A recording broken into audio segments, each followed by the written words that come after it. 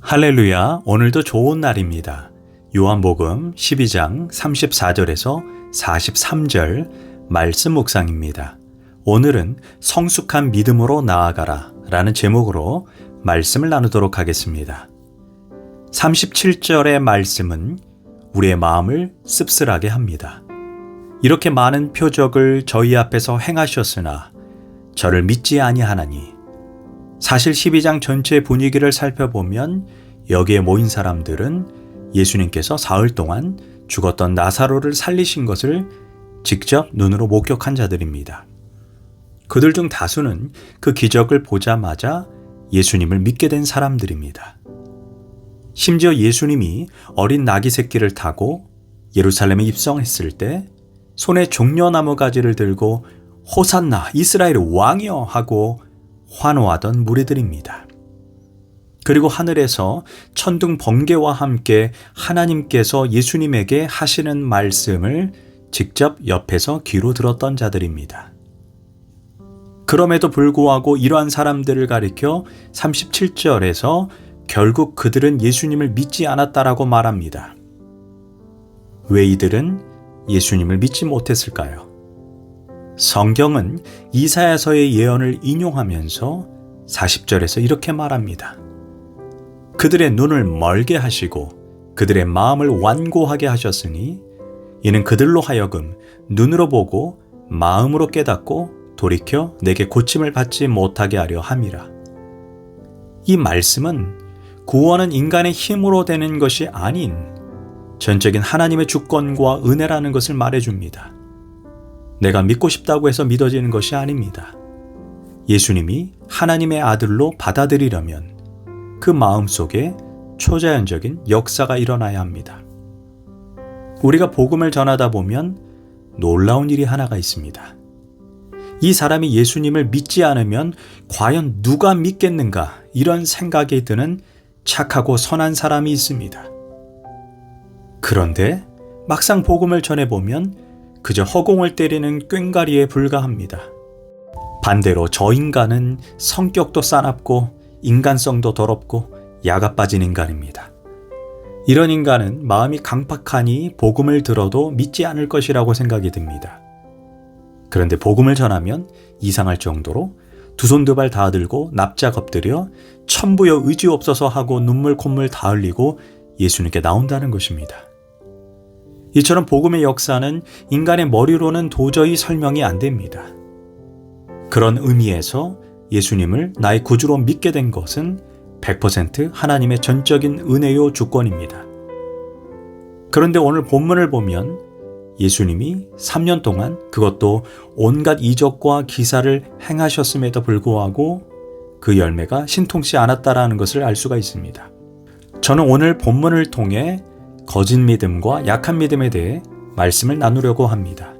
첫째, 거짓 믿음을 가진 사람은 자기가 듣고 싶은 말씀만 들으려고 합니다. 예수님은 자신을 믿겠다고 나온 사람들에게 자신의 십자가에서 죽게 될 것을 말씀합니다. 32절, 내가 땅에서 들리면 모든 사람을 내게로 이끌겠노라. 그러자 그들이 이렇게 반응합니다. 율법에서 그리스도가 영원히 계신다 함을 들었거늘 당신은 왜 죽는다고 하는가? 당신이 죽는다고 하는 그 소리를 들으니 하나님이 보낸 메시아가 아닌 게 틀림없는 것 같소. 즉 예수님은 자기가 죽는다고 말씀하니 당신이 무슨 메시아인가 하고 따지고 떠났다라는 것입니다. 왜 이런 현상이 일어났을까요? 거짓 믿음을 가진 사람들은 하나님의 말씀을 편견 없이 정직하게 배우려고 애쓰지 않습니다. 바른 복음을 전해도 자기 생각에 갇혀 도통 들으려고 하지 않습니다. 자기 마음에 드는 말씀만 선별해서 마음에 담습니다. 조금 마음에 들지 않는 말씀은 아예 무시해 버립니다. 이렇게 말씀 그 자체로 정직하게 보지 못하니 예수 그리스도를 바로 믿고 바로 알 수가 없는 것입니다. 그들이 놓친 것은 구약을 보면 예수님이 영원히 다스린다는 말씀도 있지만 그 영원은 십자가의 고난을 통과하고 나서야 얻을 수 있다는 사실도 기록합니다. 이사야 53장 5절에서 그가 찔림은 우리의 허물을 인함이요 그가 상함은 우리의 죄악을 인함이라. 그가 징계를 받음으로 우리가 평안을 누리고 그가 채찍에 맞음으로 우리가 나음을 입었도다. 이 십자가의 고난을 통과해야만 비로소 영원히 죽음을 정복하시고 영원히 다스리시는 만왕의 왕이 되신다고 성경은 분명히 말씀합니다. 안타까운 것은 유대인들은 지금도 이사야 53장을 자녀들에게 가르치지 않는다고 합니다. 메시아가 고난을 받고 죽는다는 말씀이 자기 마음에 들지 않기 때문이지만 또 한편 그들은 편견을 가지고 성경을 보니 이 말씀 구절이 눈에 보이지 않는 것입니다. 이처럼 교회 안에서도 자기가 듣고 싶고 보고 싶은 대로만 말씀을 읽고 들으려고 합니다. 버젓이 성경에 근거한 말씀임에도 불구하고 목사의 설교가 자기 생각과 다르면 귀를 닫아버리는 사람들이 있습니다. 성경을 조금 가까이 와서 보면 되는데 보려는 노력조차 하지 않고 늘 자기 선입견이나 상식을 가지고 마음을 닫아버립니다. 당신이 이런 믿음을 가지고 있다면 거짓 믿음일 수 있습니다. 이런 분들에게 부탁합니다. 성경을 펴십시오. 그리고 편견을 버리고 성경 앞으로 나와서 어린아이처럼 정직하게 성경을 읽으십시오. 성령께서 나의 닫힌 눈, 영적인 눈을 열어 말씀의 진리를 편견 없이 깨닫도록 간구하십시오. 그래서 거짓 믿음에서 벗어나십시오. 두 번째, 약한 믿음에 대해 생각해 보겠습니다. 42절을 보면 관리 중에도 그를 믿는 자가 많다라는 부분이 있습니다. 여기서 관리는 상당히 높은 계층에 속한 사람입니다. 그런데 문제는 믿기는 하는데 예수 믿는다고 손해볼까봐 또 출교당할까봐 두려워서 숨겼다는 것입니다.